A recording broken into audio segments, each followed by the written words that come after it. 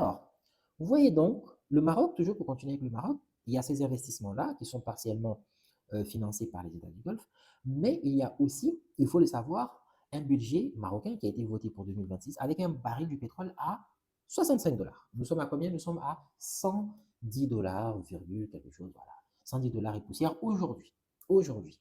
La crise pétrolière, selon certains experts, c'est à partir de 120 dollars. Certains parlent de 130, mais beaucoup disent à partir de 120 déjà. Donc, nous ne sommes qu'à 10 dollars de la crise pétrolière, qui est une crise économique et énergétique mondiale. Mondiale. Ça ne va pas concerner que les pays du Golfe. D'accord?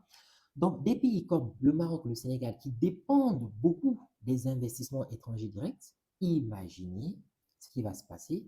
Au lieu que déjà, le Maroc, c'est vrai qu'ils étaient bien, mais là, ça risque de les fragiliser. Le Sénégal, venons-en au Sénégal.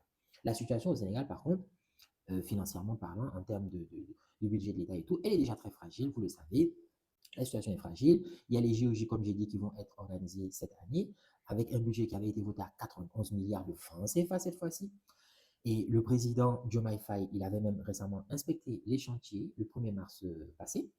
Et en novembre 2026, le Premier ministre Ousmane Sonko avait même rejeté un plan de restructuration du FMI.